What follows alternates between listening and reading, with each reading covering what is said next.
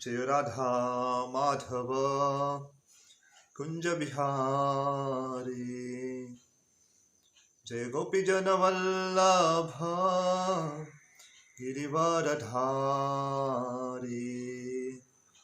यशोदानंदन व्रज जन रंजन यमुना तीरावनचारी। जय राधा माधव कुंज बिहारी।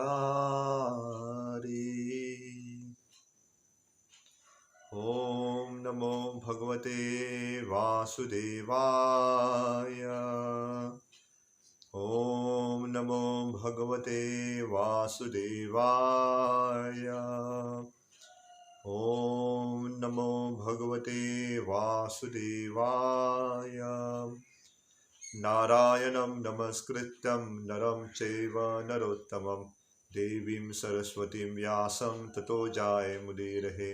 नष्टप्रायेषु अभद्रेषु नित्यं भागवत सेवया भगवती उत्तमश्लोके भक्तिर्भवति नैष्टिकी। कृष्णाय वासुदेवाय देवकी नन्दनाय च नन्दगोपकुमाराय गोविन्दाय नमो नमः। नमो विष्णुपदाय कृष्णपृष्ठाय भूतले श्रीमते भक्तिवेदांत स्वामिनिति नामिने। नमस्ते सरस्वती देवे गौरवाणी प्रचारिणे निर्विशेष शून्यवादी पाश्चात्यदेशतारिणे। जय श्री कृष्ण चैतन्य प्रभु नित्यानंद श्री अद्वैत गदाधर श्रीवासादि गौरभक्तवृंद। हरे कृष्णा कृष्णा कृष्णा हरे हरे, हरे राम राम राम हरे हरे। हरे कृष्णा। श्रीमद् भागवतम का दूसरा स्कंद चल रहा है, अध्याय क्रमांक 3 और आज बहुत सारे श्लोक एक साथ है। 2 से 7 श्लोक हमें एक साथ लेने का प्रयत्न करेंगे क्योंकि एक साथ ही उसका तात्पर्य प्रभुपाद जी ने दिया है। ब्रह्म वर्चस कामस्तु यजते ब्रह्मण पतिम इंद्रम इंद्रारि कामस्तु प्रजा काम प्रजापतिम देवी मायिम तु श्री कामस तेजः कामो विभावशुम वशु कामो वसुन रुद्रम वीर्यो काम अथ वीर्यवान अनाध्य कामन्त्व आदित्यम स्वर्ग काम दिते सुतः विश्विन देवान राज्य कामः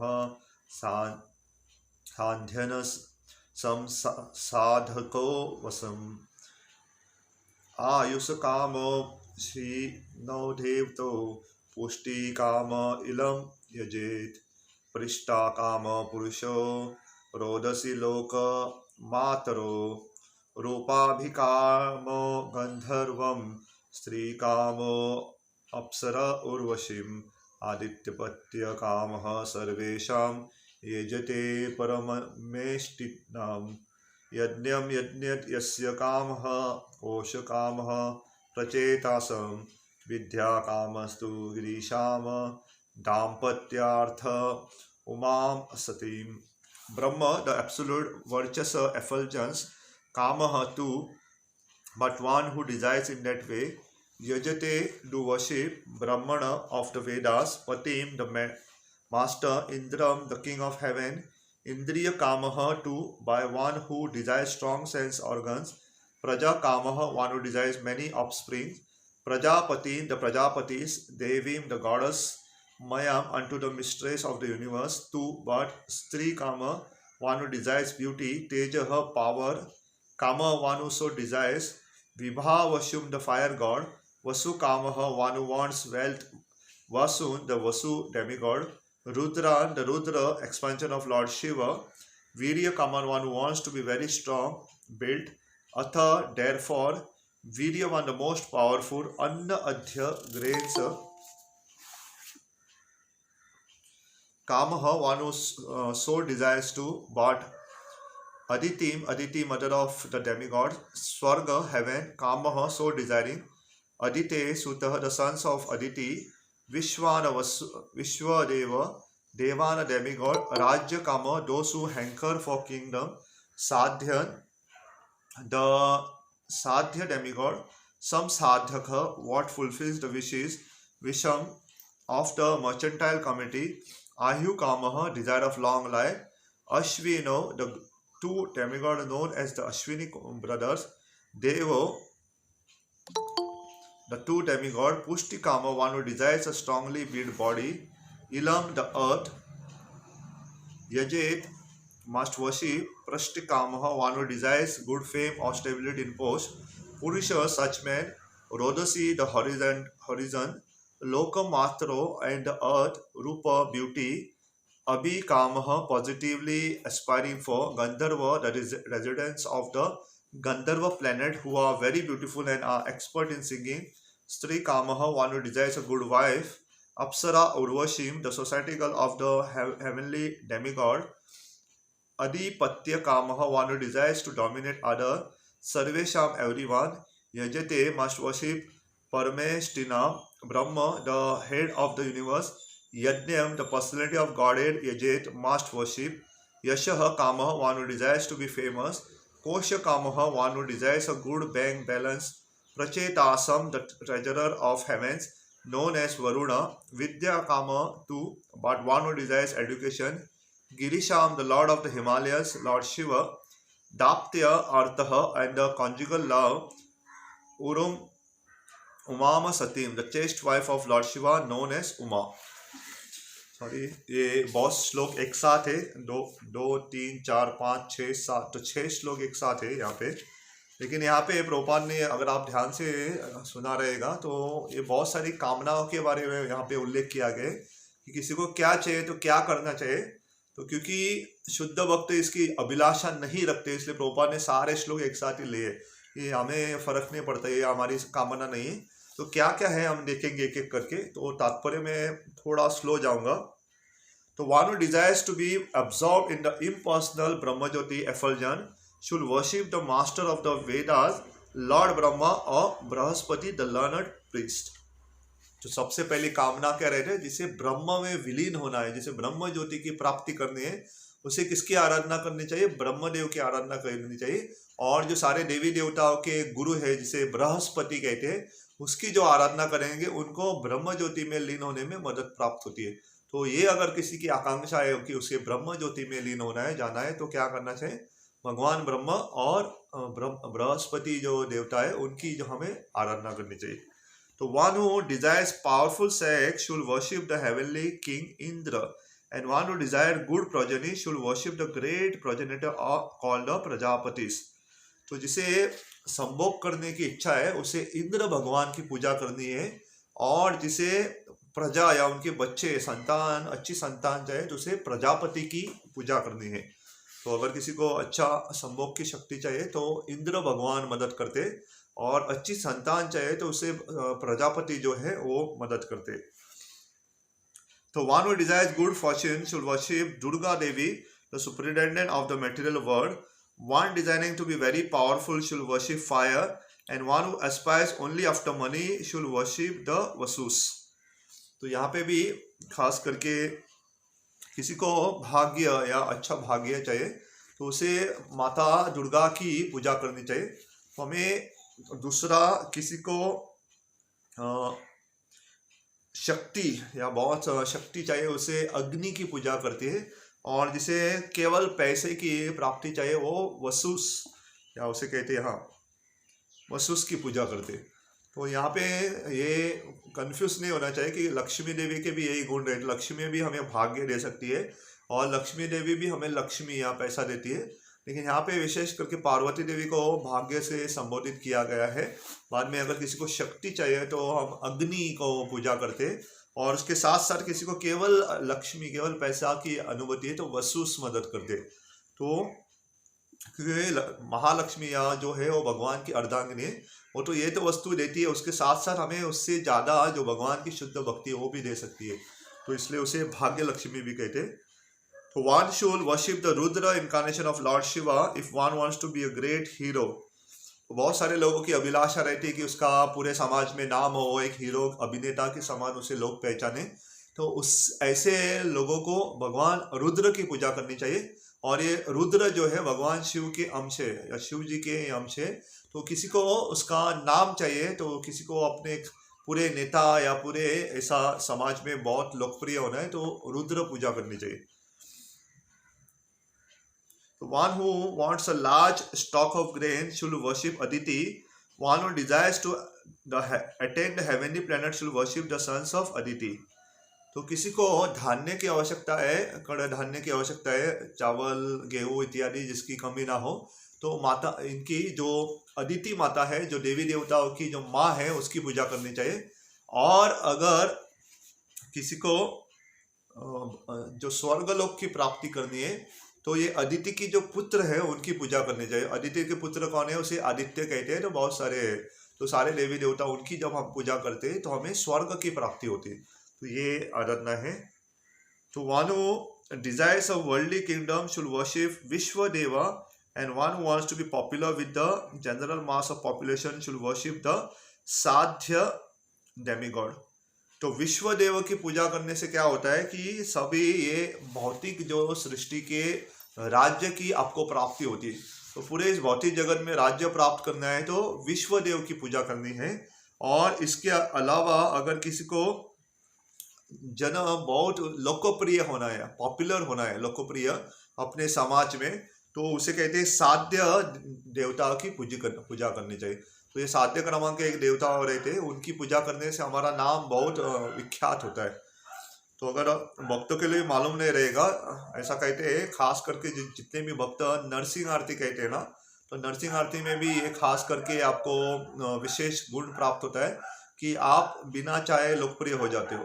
तो जो रोज नरसिंह आरती खास करके या नरसिंह भगवान का मूल मंत्र उसका उच्चारण करते, तो उनकी भी छाती तीनों लोक में फैल जाती है। क्योंकि प्रहलाद महाराज हम देखते हैं, उनको ऐसा वरदान है कि जब तक यहाँ पे सृष्टि पे जो भी रहेगा तो प्रहलाद महाराज का गुणगान होता ही रहेगा। तो जो भक्त शुद्ध भक्त रहते हैं तो उनका लोकप्रियता साधारण व्यक्ति से हजारों गुना होती है। तो बड़े बड़े नेताओं को हम थोड़े दिन बाद भूल जाते, बड़े बड़े खिलाड़ू रहते उनको भूल जाते, लेकिन शुद्ध भक्तों को कोई भूलता नहीं। प्रहलाद महाराज, ध्रुव महाराज, इतने करोड़ों वर्षों से हम उनको याद कर रहे, तो उनकी लोकप्रियता हम साधारण भौतिक लोकप्रियता से तुलना नहीं कर सकते। तो अगर किसी को भौतिक लोकप्रियता चाहिए तो साध्य देवताओं की पूजा करनी चाहिए। तो one who desires a long span of life should worship the demigod known as Ashwini Kumar, and a person desiring a strong body should worship the earth. तो किसी को दीर्घ आयुष्य चाहिए तो हमें अश्विनी कुमार की पूजा करनी चाहिए। तो ये अश्विनी कुमार के पास सारी ऐसी विद्या है जो हमारे स्वास्थ्य को अच्छा बनाए रख सकती है, और ये दीर्घ आयुष्य, लंबी आयु हमें दे सकती है। तो किसी को लंबी आयु चाहिए तो क्या करना चाहिए, अश्विनी कुमार है। और किसी को शक्तिशाली शरीर चाहिए, स्ट्रांग बॉडी, तो किसी को शक्तिशाली शरीर चाहिए तो हमें माता जो पृथ्वी है या अर्थ जिसे कहते हैं, पृथ्वी की पूजा करनी चाहिए। तो जैसे हम या धरती माँ की पूजा करते हैं या पृथ्वी की पूजा करते हैं तो हमारा शरीर बहुत सड़ोल या बहुत शक्तिशाली हो जाता है। तो इसके अलावा one who desire stability in the post should worship the horizon and the earth combined. तो बहुत बार क्या होता है, जब हम काम पे जाते हैं तो हमारा जो पदवी रहती है, कभी कभी इसके ऊपर कलंक आ सकता है या कोई उसके ऊपर वो लेने का प्रयत्न कर सकता है, पोस्ट जो हमारे रहते हैं। तो इससे अगर आपको स्थिरता चाहिए तो क्या करना चाहिए, जो पृथ्वी है उसका पृथ्वी का पूरा और उसका हॉराइजन, हॉराइजन का मतलब बीच का वाला भाग जो रहता, तो ये दोनों को मिलके हमें पूजा करनी चाहिए। तो हॉराइजन एंड अर्थ दोनों को कंबाइन करके जब पृथ्वी और उसके हॉराइजन का हम पूजा करते हैं तो हमारा जो पदवी है उसमें स्थिरता प्राप्त होती है। क्योंकि हम देखते हैं कलयुग में बहुत सारे जगह पे रिसेशन होता है, लोगों को काम से निकाला जाता है। तो अगर आपको काम पे स्थिरता प्राप्त होनी है तो पृथ्वी माता की जो पूरा ग्लोब और उसका हॉराइजन का जब हम पूजा करते हैं तो ये ठीक हो जाता है। तो आगे one who desires to be beautiful should worship beautiful residents of the Gandharva planet, and one who desires a good wife should worship the Apsara and the Urvashi society girl of the heavenly kingdom. तो किसी को बहुत सुंदर शरीर चाहिए, उसे गंधर्व की पूजा करनी चाहिए। और किसी को सुंदर पत्नी चाहिए तो ये जो अप्सरा रहते हैं खास करके उर्वशी की पूजा करनी चाहिए। तो ये उर्वशी अगर आप उनके ये देखोगे तो उरु का मतलब है हमारी जंगा। तो उरु ये भगवान की जंगा से आए, तो भगवान नर नारायण के उनकी जंगा से आए, इसलिए उनको उर्वशी कहा जाता है। और इतनी बहुत सुंदर है वो, तो उनकी अगर किसी को सुंदर पत्नी चाहिए तो उर्वशी की पूजा करते, और किसी को सुंदर शरीर चाहिए तो गंधर्व की पूजा करते। सुंदर शरीर के साथ साथ आपको सुंदर आवाज भी प्राप्त होती है, और आप अच्छी तरह से नाच भी सकते हैं, क्योंकि गंधर्वों में बहुत सुंदर आवाज रहती है और बहुत अच्छी तरह से नृत्य कर सकते, बहुत अच्छी तरह से नाच सकते। तो one who desires tangible fame, तो one who desires domination over others should worship lord Brahma, the head of the universe. तो आगे लोगों को बहुत बार क्या होता है कि दूसरों के ऊपर उनको प्रभाव करने की प्रवृत्ति रहती है, ये इंग्लिश में सिर्फ डोमिनेशन कहते हैं। तो लोगों के ऊपर प्रभाव करना है आपको, तो क्या करो, ब्रह्मदेव की पूजा करनी चाहिए। तो ब्रह्मदेव जो आदि हमारे सृष्टि करता है। तो one who desires tangible fame should worship the personality of godhead, and one who desires a good bank balance should worship the demigod Varuna. तो ये बहुत सारे लोगों को पसंद आएगा, खास करके ये दूसरा भाग जो है। तो पहले भाग में क्या कहा गया है कि अगर किसी को थोड़ा सा लोकप्रियता चाहिए जो आदि काल तक रहे, उसे क्या करना चाहिए, भगवान की स्वयं पूजा करनी, भगवान विष्णु की पूजा करनी चाहिए। और जिसको बैंक बैलेंस या जिसके अकाउंट में थोड़ा पैसा चाहिए तो वरुण देव की पूजा करनी चाहिए। तो ये बहुत सारे लोगों को पसंद आएगा, क्योंकि बैंक अकाउंट जिसका बहुत खाली रहता है, तो वरुण देव की पूजा करने से क्या होता है, उसका बैंक अकाउंट में थोड़े तो पैसे आएंगे। और आगे कहते हैं कि if one desires to be greatly learned man should worship Lord Shiva, and if one desires a good marital relation he should worship the chaste goddess Uma, the wife of Lord Shiva। तो अगर किसी को बहुत ज्ञान चाहिए learned man, तो उसे शिव जी की पूजा करनी चाहिए, उसे शिव जी में भी खास करके रुद्र, तो उसकी पूजा करनी चाहिए। और अगर किसी को पतिव्रता पत्नी चाहिए तो उसे उमा देवी, जो भगवान शिव की पत्नी है, तो उमा की पूजा करनी चाहिए। अगर किसी को पतिव्रता स्त्री चाहिए, और स्त्रियों के लिए भी ऐसा ही है, तो पति चाहिए तो आपको शिव जी की कर सकते। ये हो गया केवल ट्रांसलेशन, अभी तात्पर्य लेंगे, और उसमें ऑलरेडी 20 मिनट हो गए। तो there are different modes of worship for different person desiring success in particular subject. The conditioned soul living within the purview of the material world cannot be an expert in every type of material enjoyment, said, but one can have considerable influence over a particular matter by worshipping a particular demigod as mentioned above। तो गोपाल जी कहते हैं कि हम सारे चीज़ों में निपुण नहीं हो सकते, इसलिए हमें बहुत सारे लोगों की मदद लगती है, और बहुत सारे देवी देवता है कि आपको ये चाहिए तो ये देंगे, ये चाहिए वो देंगे, ये चाहिए वो देंगे करके बहुत सारे देवी देवता है करके। तो प्रोपा उदाहरण देते, Ravan was made a very powerful man by worshipping lord Shiva, and he used to offer several severed head to please Lord Shiva. He became so powerful by the grace of Lord Shiva that all the demigods were afraid of him, until he at last challenged the personality of Godhead, Shri Ramachandra, and thus ruined himself। तो प्रोपा उदाहरण देते, रावण ने शिव जी की पूजा की और अपना सिर काट के उसे अर्पण करते थे। इतने शक्तिशाली ये बन गए कि पूरे देवी देवता भी डर रहे थे, लेकिन जब भगवान रामचंद्र के साथ उन्होंने युद्ध किया तो अब उसका नाश हुआ। तो भगवान राम की जो पत्नी जो है सीता का हरण किया, तो उससे बहुत बड़ी गलती होगी, तब उसका नाश हुआ। नहीं तो बहुत शक्तिशाली थे, बड़े बड़े देवी देवता उनको कुछ नहीं कर पा रहे थे। क्यों ऐसा हुआ? क्योंकि उन्होंने भगवान शिव जी की पूजा की थी। तो आगे प्रभुपाद जी लिखते,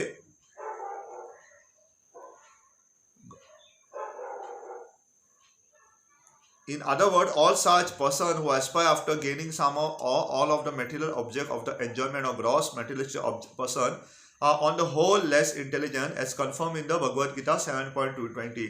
It is said that those who are bereft of all good sense, or those who worship intelligence, whose intelligence is withdrawn by the deluding energy of Maya, aspire to achieve all sort of material enjoyment in life by pleasing the various demigods, or by advancing in material civilization under the heading of scientific progress.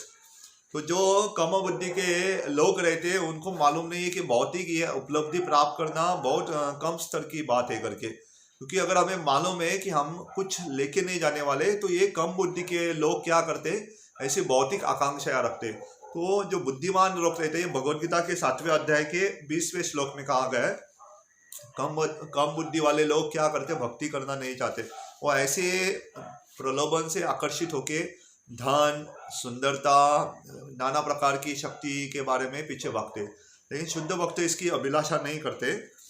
तो but The real problem of life in the material world is to solve the question of birth, death, old age, and disease. No one wants to change his birth right, no one wants to meet death, and no one wants to be old and invalid, and no one wants disease.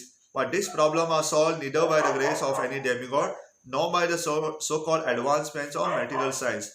तो सही में जो हमारे संकट है या जो हमारी परेशानी रहती है उसे कहते हैं जन्म, मृत्यु, जरा, व्याधि। जन्म का मतलब बर्थ, मृत्यु का मतलब डेथ, जरा का मतलब है ओल्ड एज, और व्याधि का मतलब डिजीज। सॉरी, ये हमने यहाँ पे थोड़ा जुगाड़ लगा है इसलिए कैमरा हिलता है कभी कभी, क्योंकि साथ साथ में हमें यहाँ पे 2 कैमरा लगा है, तो 2 यहाँ पे रिकॉर्डिंग भी होता है ताकि यूट्यूब पे आगे हम डाल सके, इसलिए जो नीचे वाला कैमरा कभी कभी हिलता है। तो यहाँ पे तो क्या होता है, चारों जो जन्म, मृत्यु, जरा, व्याधि। जरा का मतलब जैसे मैंने कहा था कि बुढ़ापा है, और व्याधि का मतलब जो हमें अलग अलग प्रकार की बीमारी रहती है। तो ये बहुत बड़े बड़े संकट है। उससे क्या होता है कि ये देवी देवता कुछ नहीं कर पाएंगे। सही में इससे अगर हमें निकालना है तो केवल मुकुंद या भगवान कृष्ण ही निकाल सकते हैं, क्योंकि मुकुंद का मतलब जो हमें मुक्ति प्रदान कर सकता है, जो इस जन्म मृत्यु से हमें इस चक्कर से बाहर निकाल सकते हैं, वो भगवान को कहते हैं मुकुंद। और केवल मुकुंद की शरण लेके हम इस जन्म मृत्यु के चक्कर से बाहर निकल सकते हैं। हम ये जन्म मृत्यु, जरा, व्याधि के भी चक्कर से बाहर निकल सकते हैं। तो आगे प्रभुपाद लिखते हैं कि in the Bhagavad Gita as well as in the Srimad Bhagavatam, such less intelligent person have been described as devoid of all good sense. Sukdev Goswami said that out of 84 lakh species of living entity, the human form of life is rare and valuable, and out of those rare human beings, those who are conscious of the material problems are rarer still, and the still more rarer persons are those who are conscious of the value of Srimad Bhagavatam, which contains the message of God, Lord and his pure devotee. तो भगवद गीता में, श्रीमद् भागवतम में से बार बार कहते हैं कि ऐसे लोग जिसे भक्ति करने की इच्छा रहती है, भगवान के बारे में जानने की इच्छा रहती है, बहुत कम रहते हैं, और उससे भी ज्यादा लोग कम रहते हैं जो सही में भक्ति करना चाहते हैं, सही में उसका पालन करते हैं। बहुत सारे लोग सत्संग में आते हैं, लेकिन सत्संग में घर जैसे ही जाते हैं अपनी भौतिक इंद्रिय तृप्ति में लगे हुए रहते हैं, या तो टीवी देखते हैं, या तो खाने पीने में, मौज मस्ती में, यहाँ वहाँ की बातें करने में, यहाँ वहाँ घूमने में, बहुत सारी चीजों में अपना समय व्यर्थ करते हैं, और जो भगवान की भक्ति है वो भूल जाते हैं। लेकिन इसमें से भी थोड़े लोग ऐसे होते हैं जो भगवान की भक्ति नियमित रूप से प्रामाणिकता से करने का प्रयत्न करते हैं। सुबह सुबह उठ के भगवान का नाम लेते, सुबह सुबह उठ के भगवान की कथा सुनते, भगवान को भोग अर्पण करते, भगवान का श्रृंगार करते, भगवान की उपदेशों का पालन करते। तो ऐसे लोग बहुत कम रहते, इसलिए कहते हैं बहुनाम जन्मना अंते ज्ञानवन माम प्रपद्ये वासुदेव सर्वम इति सह महात्मा सुदुर्लभम। तो ये भागवत में भी कहा गया है और भगवत गीता में भी कहा गया है कि ऐसे लोग जो शुद्ध भक्ति का पालन करते हैं बहुत कम रहेंगे करके। तो प्रभुपाद आगे लिखते हैं, Srimad Bhagavatam which contains the message of lord and his pure devotee that is invaluable for everyone intelligent और foolish, but Maharaj Parikshit has been addressed by the Goswami as the Manasi or the man of highly developed mind, but at the same time he left all material enjoyment and completely surrendered unto the lotus feet of Lord by hearing his messages from the right person। जैसे परीक्षित महाराज ने सब कुछ त्याग करके, सब कुछ छोड़ के वो गंगा के तट पे श्रीमद् भागवतम के लिए सुने। परीक्षित महाराज के पास क्या क्या नहीं था, बड़े बड़े रथ थे उनके पास, बड़े बड़े महल थे उनके पास, सुंदर उनकी पत्नी थी, बहुत सुंदर रानी, उनके सुंदर बच्चे थे, क्या क्या था उनके पास। सब कुछ त्याग करके उन्होंने ऐश्वर्य का जीवन त्याग करके सब कुछ छोड़ के उन्होंने भागवत श्रवणम पसंद किया। तो now but aspiration for material enjoyment by endeavoring person are condemned. Such aspiration are something like the intoxication of the degraded human society. Intelligent person should try to avoid this aspiration and seek instead the permanent life by entering home back to Godhead. तो ऐसी जो आकांक्षा रहती है, तो हमें आकांक्षा यही रखनी है कि हमें ये सब कुछ छोड़ के भगवत धाम जाने की आकांक्षा रखनी चाहिए। तो भगवान ने यहाँ पे अपने पार्षद या अपने जो गुरु रहते हैं उनके मार्गदर्शन से हमें ये दिशा दी है। तो उसको प्रतिनिधि को हमें समझ के, उनकी वाणी को समझ के, भगवान क्या चाहते हैं वो समझ के हमें प्रयत्न करना चाहिए कि जितना हो सके भगवत धाम जाने का। तो भगवान हमें एक संधि दे रहे ताकि हम समझ सके करके। तो मेरा एक, मैं व्यक्तिगत आपको उदाहरण भी दे सकता हूँ कि ये उदाहरण मैं अभी बता रहा हूँ, उसे गलत समझो मत, क्योंकि हम सारे देवी देवताओं को मान सम्मान देते, क्योंकि बहुत लोग ऐसा लगता है कि इस्कॉन में आने के बाद हम बाकी देवी देवताओं का मान सम्मान नहीं करते, गलत धारणा है। ऐसा नहीं है, हम जानते हैं क्या करना है करके, किसको कितना मान देना है करके। तो ये बहुत सारे बाहर के लोगों को लगता है कि ये हरे कृष्णा मन गए का मतलब दूसरे लोगों देवताओं का अपमान करते, ऐसा नहीं है। अगर हम देवताओं का अपमान करेंगे तो हमारा पतन हो जाएगा। तो मैं जस्ट उदाहरण देता हूँ कि मैं 2 दिन पहले मुझे थोड़ा सा अनुभव हुआ कि खास मैंने कहा था कि हम गोपाल कृष्ण मंदिर में गए थे ना, तो भगवान की कृपा से बहुत सारी अनुभूति हुई है, बहुत सारा साक्षात्कार आया है। तो मैं जस्ट बताना चाहता हूँ कि मुझे समझ में आया कि मैं इस्कॉन हरे कृष्णा आंदोलन में आने से पहले मैं किसी भी मंदिर में जाने का इतना इच्छुक नहीं रहता था। जैसे गया तो मैं एक महालक्ष्मी के मंदिर में जाता था, वो भी साल में एक बार, और ना तो मैं किसी देवी देवताओं की पूजा, किसी की पूजा करने के मैं इच्छुक नहीं था। पढ़ाई मैंने की है, लेकिन मैं बाइबल से लगभग 22 साल तक मैं बाइबल पढ़ा हूँ, और बहुत सालों से मैं बाइबल पढ़ता था, और भगवान जो जीसस क्राइस्ट है उसकी मैं उससे बहुत मानता था। तो यहाँ हिंदू के देवी देवता से मुझे कुछ लेना देना नहीं था। तो ऐसा मान था, लेकिन ऐसा आकर्षण किसी से नहीं था। तो मैं सोच रहा था ऐसा कैसे हो गया करके, और जैसे मैं भगवत गीता के संपर्क में आया तो तुरंत भगवत गीता मैंने स्वीकार की। तो भगवान में सही रूप से देखा जाए कि मुझे अन्य देवी देवताओं में वहां में घूमने से बचाया। नहीं तो हमारा आकर्षण कितने सारे देवी देवताओं में रहता है कि भगवान चाहते थे कि मैं केवल उनकी अनन्य भक्ति करो, तो उनकी भक्ति करो, इसलिए इनकी हमें अन्य देवी देवताओं के चुंगल से हमें बचाए। एटलीस्ट मैं समझ सकता हूँ।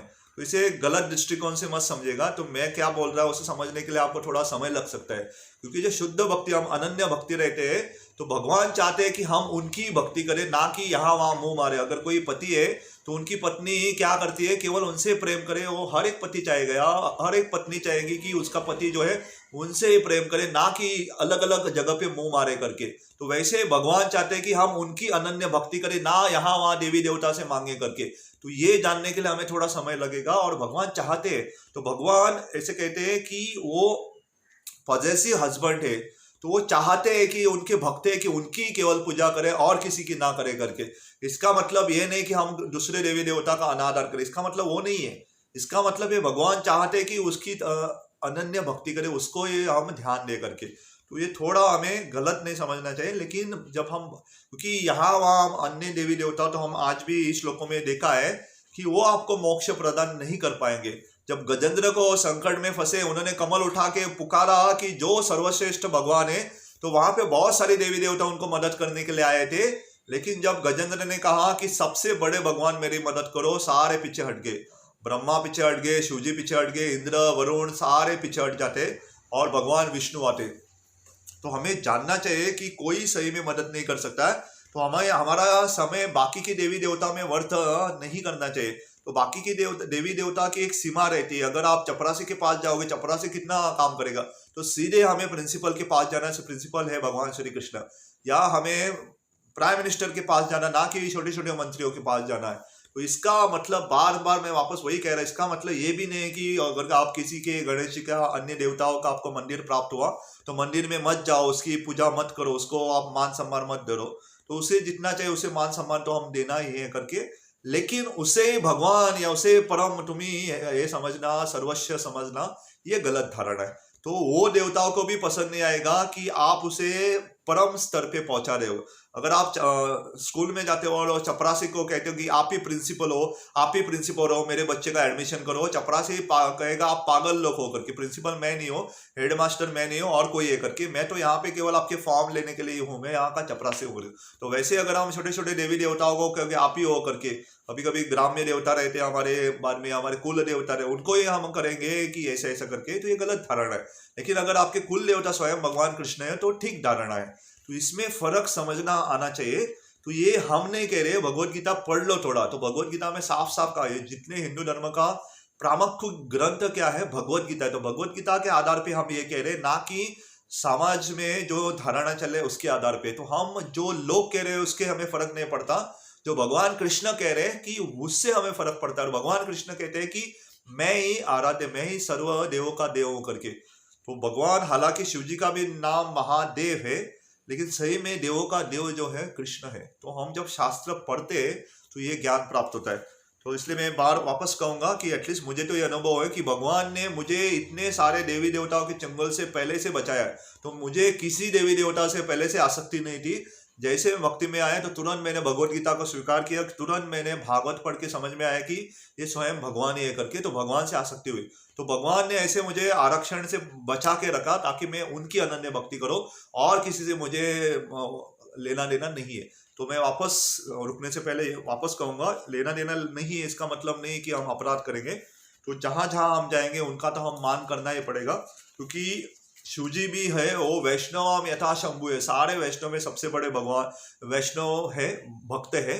ब्रह्मा जी भी कोई साधारण नहीं है, सारे सृष्टि के करता है, हमारे आदि गुरु है। तो उनकी भी हम उस स्तर पे पूजा करेंगे, लेकिन पूर्ण पुरुषोत्तम भगवान तो एक ही है, वो है भगवान कृष्ण। तो ये कह के मैं रुकूंगा यहाँ पे।